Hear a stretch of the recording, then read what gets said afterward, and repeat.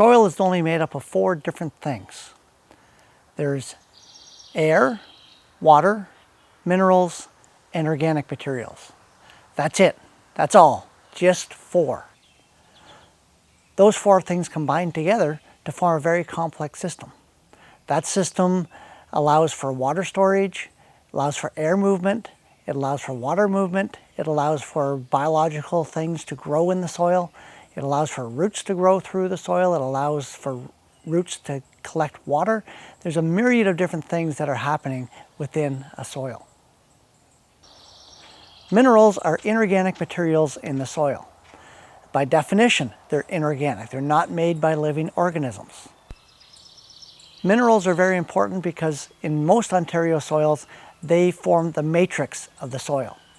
They create the pores. They create the size of pores by size of particles that you wind up with.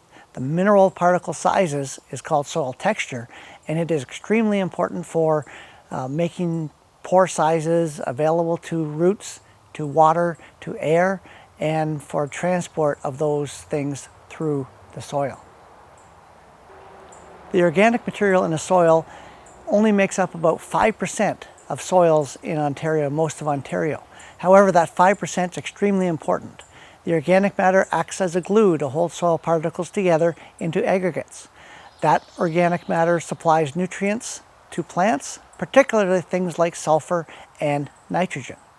The organic matter also stores water as well as storing available nutrients for plants.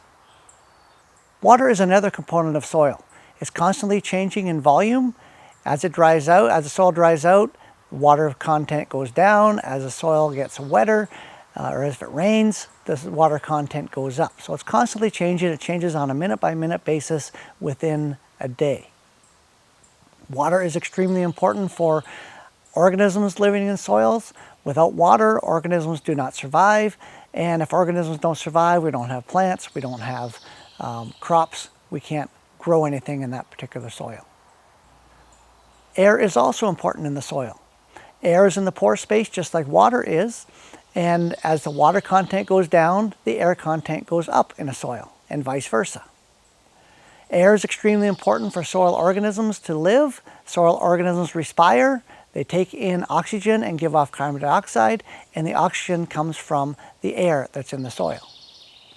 Plant roots also need air. They need the oxygen to respire.